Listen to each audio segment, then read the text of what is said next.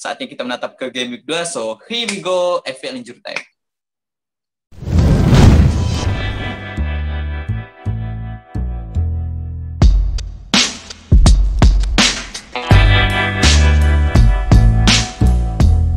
Kali ini di episode kedua, artinya kita akan menatap game kedua ya, yang akan deadline pada hari Sabtu jam 5 sore waktu Indonesia Barat. Dan kali ini saya nggak sendiri lagi, karena bareng kali ini yaitu dari Ruang Taktik. Halo, Mas. Ya. Kabar gimana, Mas? Kabar ya ini pemulihan, mungkin teman-teman yang udah tahu update-nya lah, habis kena COVID, jadi masih pemulihan aja sih. Tapi udah lumayan lah. Oke, kali ini kita akan langsung menatap ke game week 2 ya. Di mana kita screen share dulu. Oke. Share.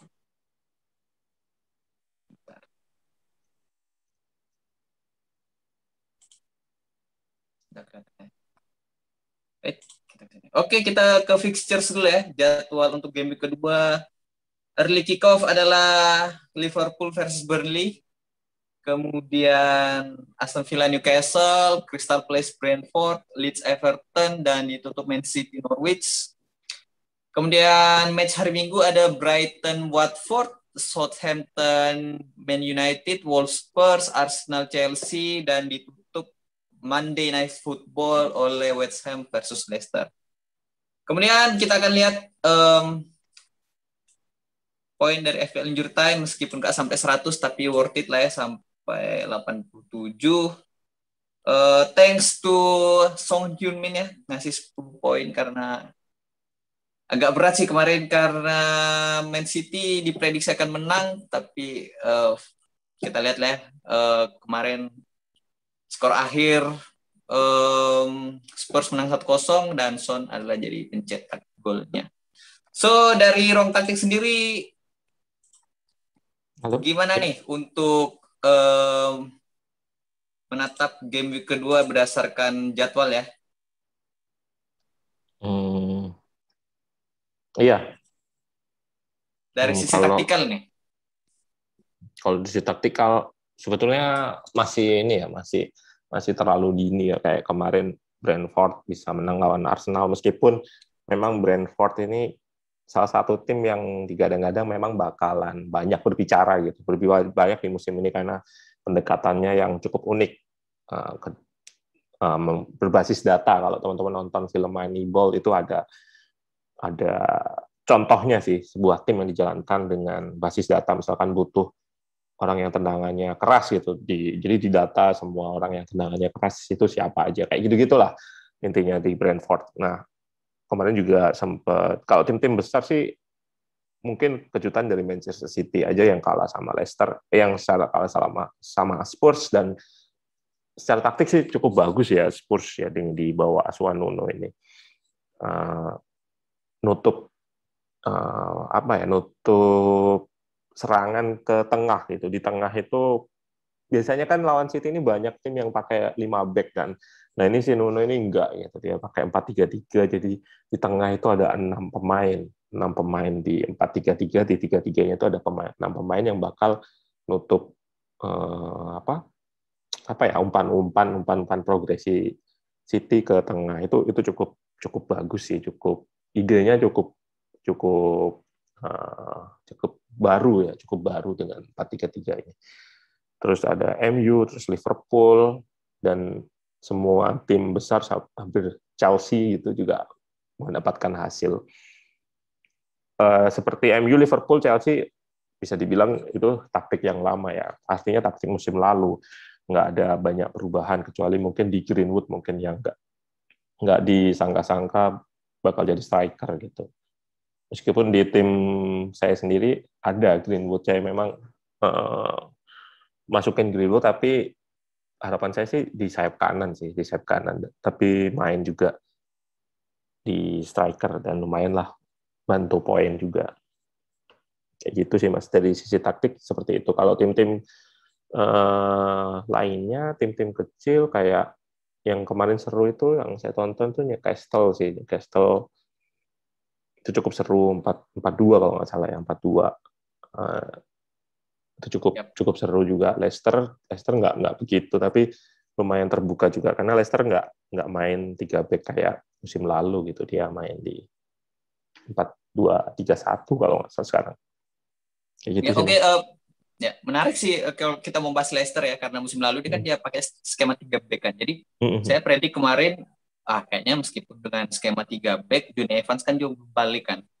Jadi aku Mm-mm. pikir Amartey itu akan tetap masih masuk kalau Vestager udah main. Ternyata, aduh, ini skema 4 back, ini khawatir nih kalau Amartey nggak main nanti. Jadi Mas Rom Taktik ada rekomendasi nggak selain Amartey? Kemudian yang terakhir kan si Mikas ya, back 4,0 dari Mm-mm. Liverpool. Kemudian terakhir kan Ya, kita lihat Andy Robertson, Robo ya, udah latihan lagi, dan banyak meme juga langsung rame-rame mau transferin lagi Robo kan.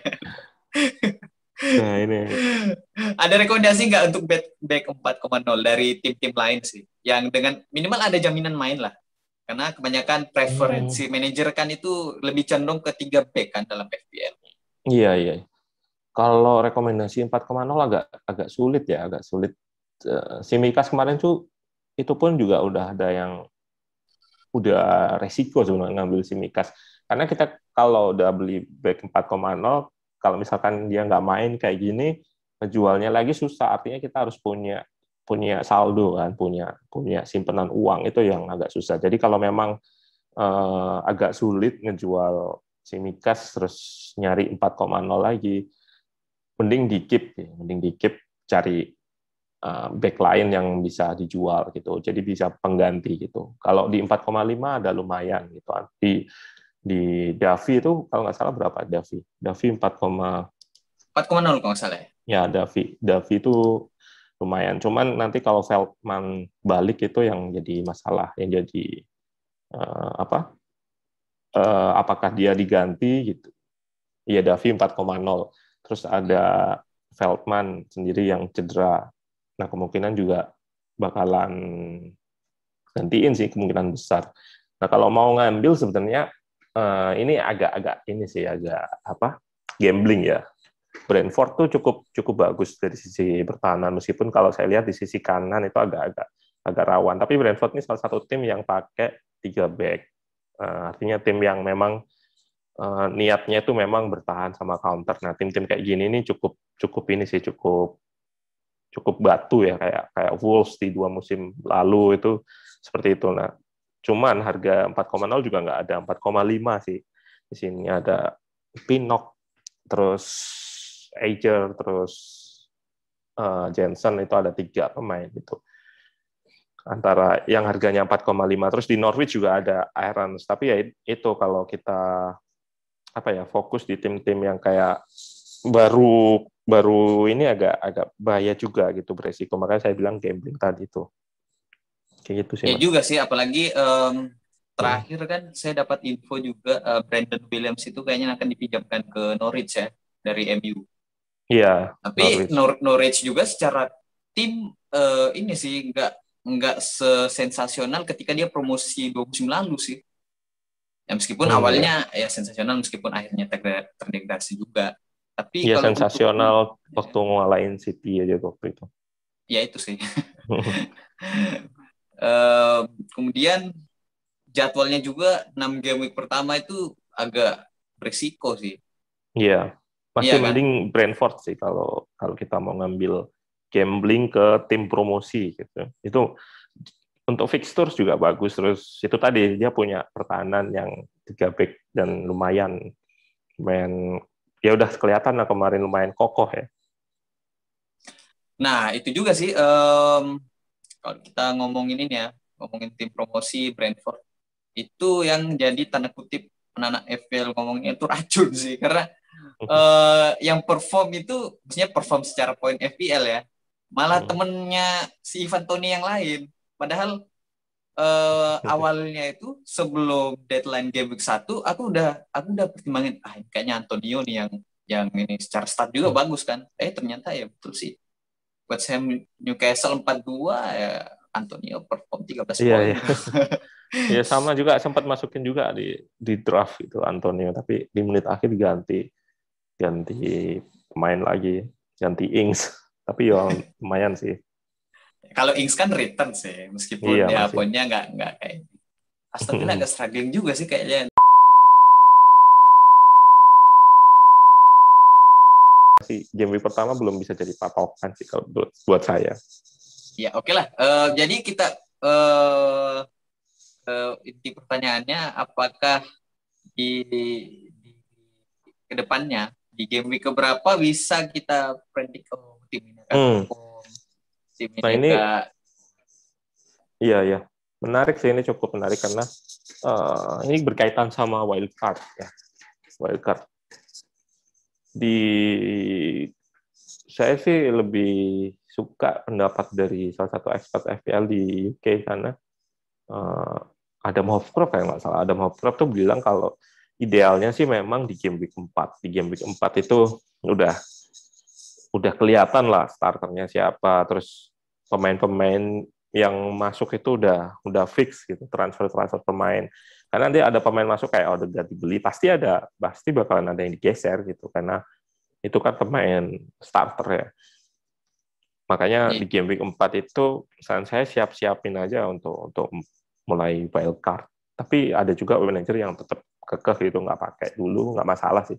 Dan kalau menurut saya, kalau saya pribadi kalau ditanya wildcard awal itu juga penting, terutama kalau tim kita overall-nya jelek itu yang penting. Overall jelek itu berapa ya, tergantung target sih, tergantung target kita kayak gitu. ya oke lah. Kalau emang gitu berarti kita game week 4 bagi para manajer siap-siapin wildcard. Kalau emang squadnya udah nggak bisa diharapin ya dalam tanda kutip, Iya benar. jumlah poin banyak kan. Iya. Kalau enggak sih, menurut saya pribadi ya, ini kan musim kelima aku main FPL. Ada beberapa kesalahan yang saya buat. Pertama musim lalu kan. Musim lalu itu aku terlalu cepat pakai wildcard. Bahkan game kedua aku udah pakai. Itu efeknya kerasa banget sih kalau kita mau nyimpen chip, apalagi dengan kalau kata orang luar kemarin kan madness season ya musim lalu kan. Chip yang di planning untuk ditaruh di terakhir malah kita pakai di tengah-tengah kebanyakan kan. Periode Desember sampai Februari itu. Jadi chip udah banyak habis, malah chip terakhirku aja kemarin game 3-3 udah habis semua gitu. Padahal dua musim sebelumnya itu aku chip sampai game 3. Nah, untuk wildcard pertama itu kan aku pernah chip sampai game dua game week terakhir, bahkan game week terakhir sebelum ganti kalender. Jadi itu sih juga saranku sih kalau misalkan squadnya udah bagus, template-nya terutama dari cadangannya juga bisa kontribusi meskipun budget, terutama defender ya budget 4 kan. Nah, itu kayaknya bisa lah nahan wildcard-nya dulu minimal sampai game week 16. Nah itu tadi kuncinya sih sebetulnya ya kalau timnya bagus gitu.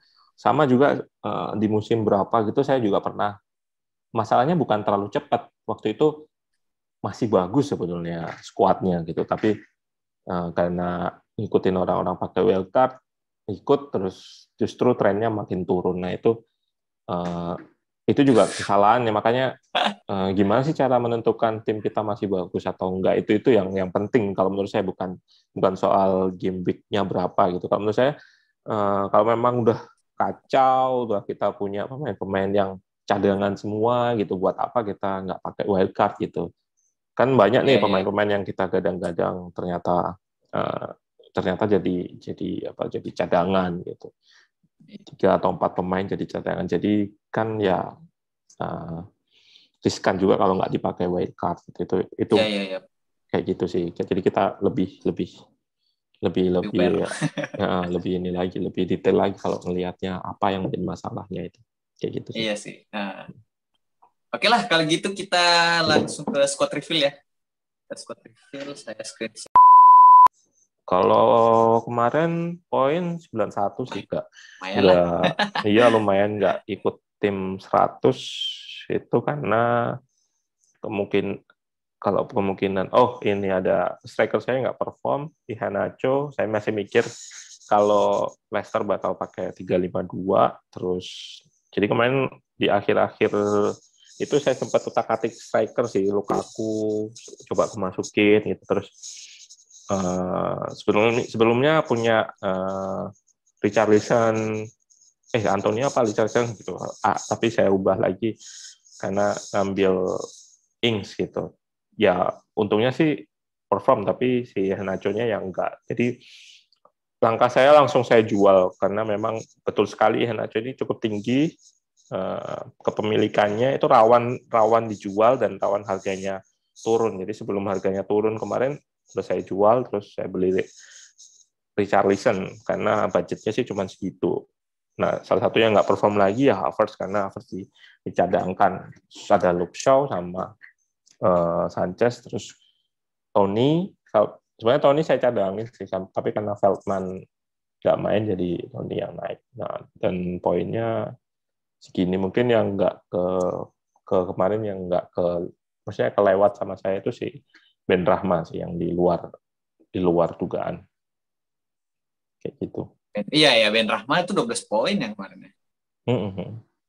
Ben Rahma 12 juga sih poin. Dia sampai seperform itu.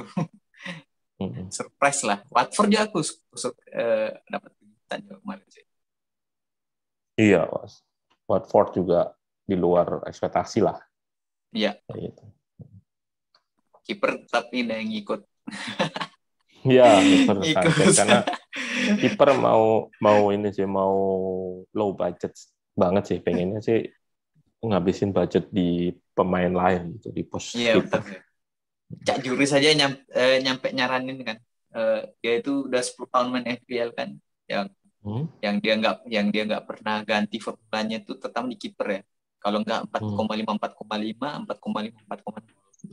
dalam artian 4, kalau dia pakai 4,5 artinya dua kiper itu kalau misalkan tiba-tiba shit happen ya cedera, itu bisa digantiin yang satu. Iya, enaknya sih gitu. Kalau saya setuju sih, karena saya sekarang juga kiper saya Angus Gunn gitu, untuk pemain yang nggak main gitu. Kenapa saya ambil Angus Gunn?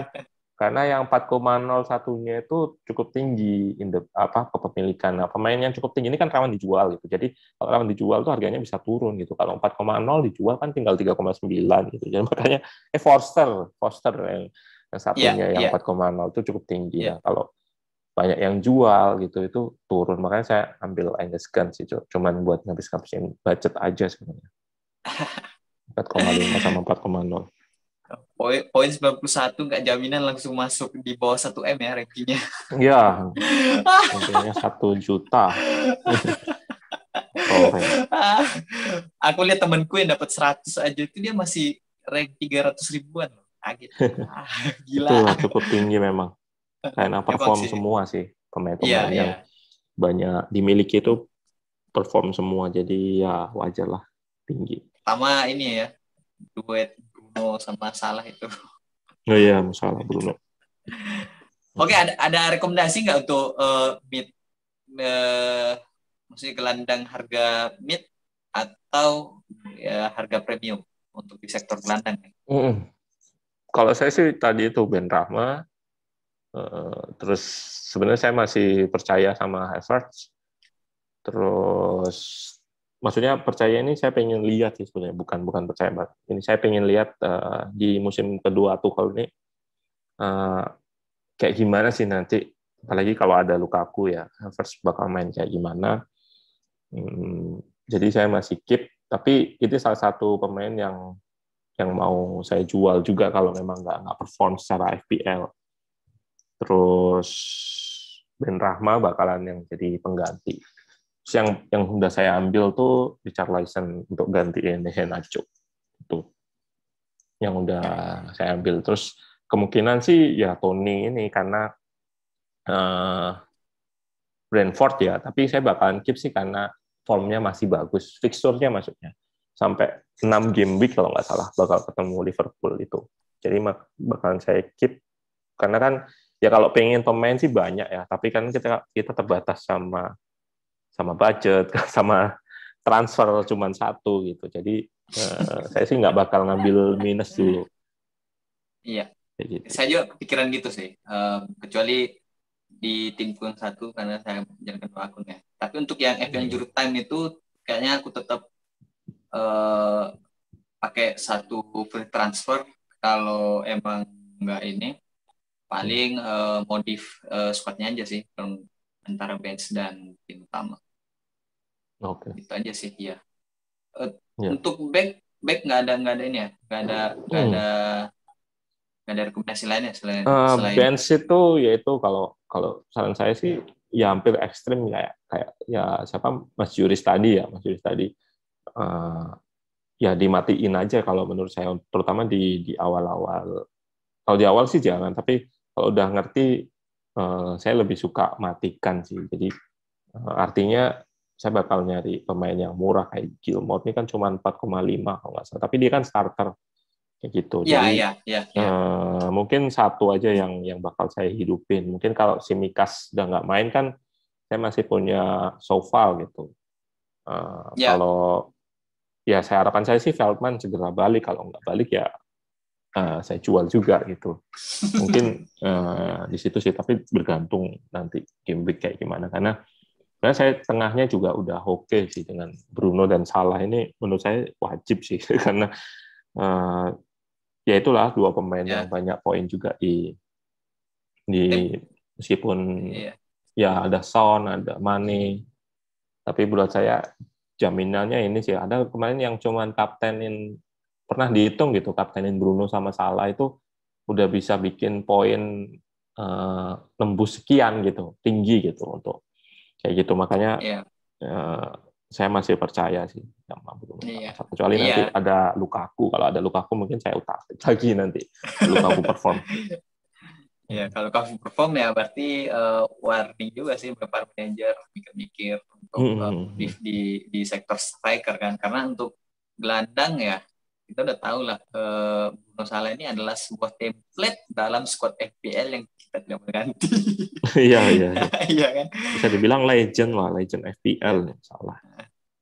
Bruno Salah aja kalau kita taruhlah Bruno kita triple captain. Oh, maksudnya kapten pertanyaan Bruno ya. Kapten Bruno. Bruno triple captain aja 60 tambah 17, mau salah kan udah 77. Iya kan? Iya. Jadi ya kalau keluar hasilnya gini kita bisa ngitungnya, tapi kan kalau belum ada match-nya kan, untuk match ke depan kita nggak tahu. Siapa tahu Salah malah Bruno blank kan. Kalau giliran blank maki-maki keluar.